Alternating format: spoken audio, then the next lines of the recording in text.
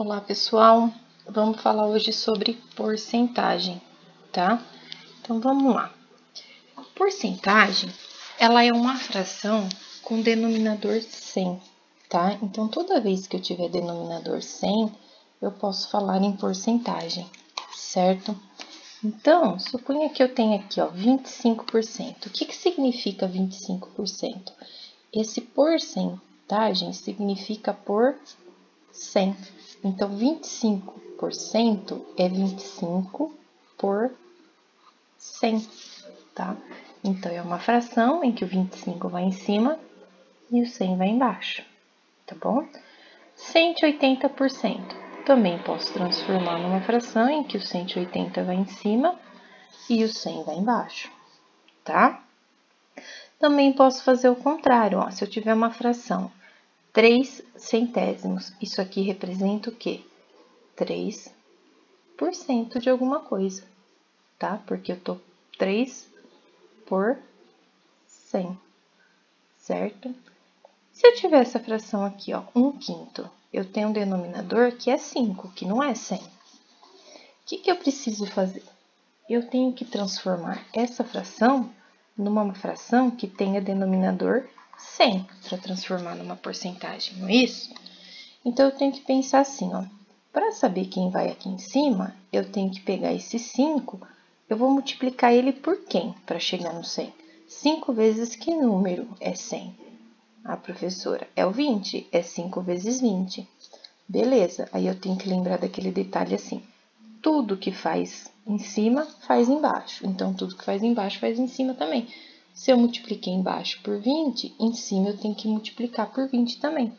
Então, 1 vezes 20 dá 20. Então, essa fração em porcentagem é 20 por 100, ou seja, isso é 20 por 100, tá bom? Então, 1/5 representa a mesma coisa que 20%, tá? Pensando nisso, vamos resolver esse seguinte problema aqui, ó. Para um jogador que chuta 5 vezes ao gol e acerta 2 desses chutes, dizemos que seu aproveitamento é 2 em 5. A razão entre os gols e o total de chutes pode ser expressa por... O que é esse aproveitamento de 2 em 5? Quer dizer que ele acerta 2 a cada 5 gols. Ele tem uma razão de 2/5, tá? O número de acertos pelo total. Lembra que uma fração, o total é sempre embaixo? Então, meu total de chutes é 5, ele vai embaixo. E o acerto é em cima, 2. Então, ele acertou 2 num total de 5.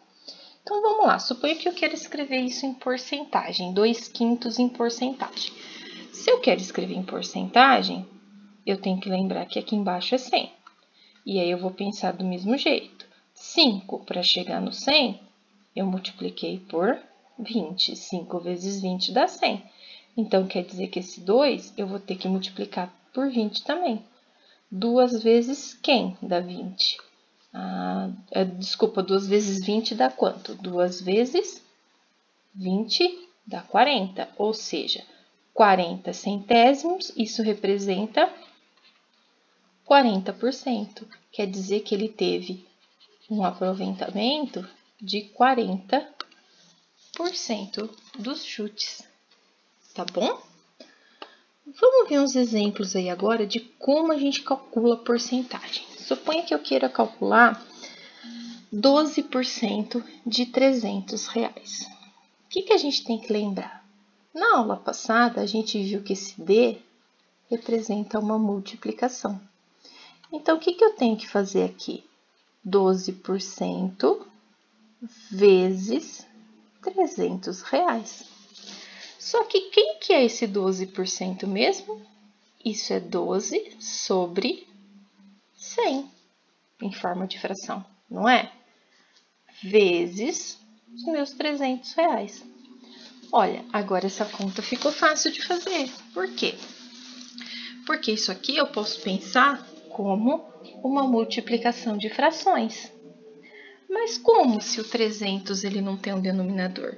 Ah, ele não tem, mas eu posso imaginar que aqui embaixo não tem ninguém, então é 1. E como que eu faço multiplicação de fração? O de cima com o de cima, o de baixo com o de baixo. Então, 12 vezes 300, quanto que dá isso? Vou fazer aqui, ó, põe os dois zeros para o lado, depois a gente abaixa ele aqui, ó. 3 vezes 2, 6, 3 vezes 1, 3. Isso dá 3.600. E embaixo, 100 vezes 1 dá 100. Professor, e agora esse monte de zeros? Ó, eu tenho 2 zeros embaixo e 2 zeros em cima, eu posso cortar. A hora que eu cortei os zeros, me sobrou 36 sobre 1. 36 sobre 1, lembra que isso é uma divisão? Então, é 36 dividido por 1. Qualquer número dividido por 1 é ele mesmo. Então, é 36. Então, 12% de 300 reais quer dizer que eu tenho 36 reais. Ok? Essa é a minha resposta. Certo? Vamos fazer os 5% de 80 reais. Então, de novo, o D representa uma multiplicação. Então, eu quero 5% vezes os 80 reais. Mais os 5% em forma de fração, 5 sobre 100, vezes os meus 80. Beleza, isso daqui nada mais é do que uma multiplicação de fração, porque embaixo do 80 eu tenho o 1. 5 vezes 80, 80 vezes 5, 5 vezes 0, 0. 5 vezes 8, 40. Isso vai me dar 400. Embaixo, 100 vezes 1 é 100. 2 zeros em cima e 2 zeros embaixo eu posso cortar. Me sobrou 4 dividido por 1, que é 4.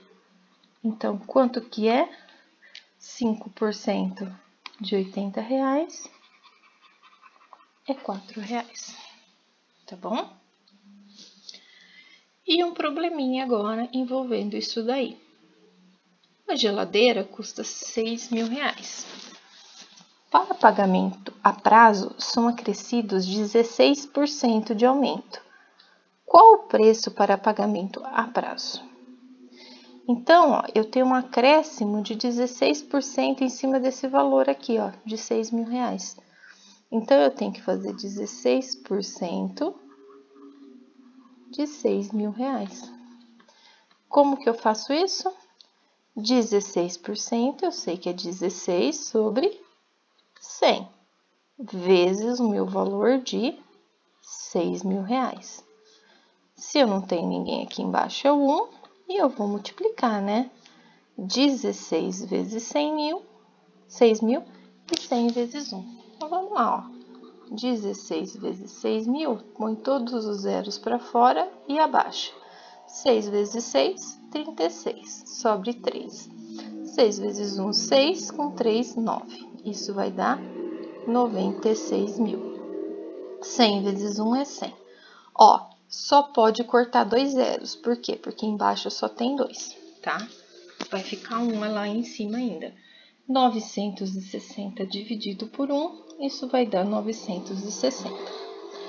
Esse 960 aqui, ele vai ser o acréscimo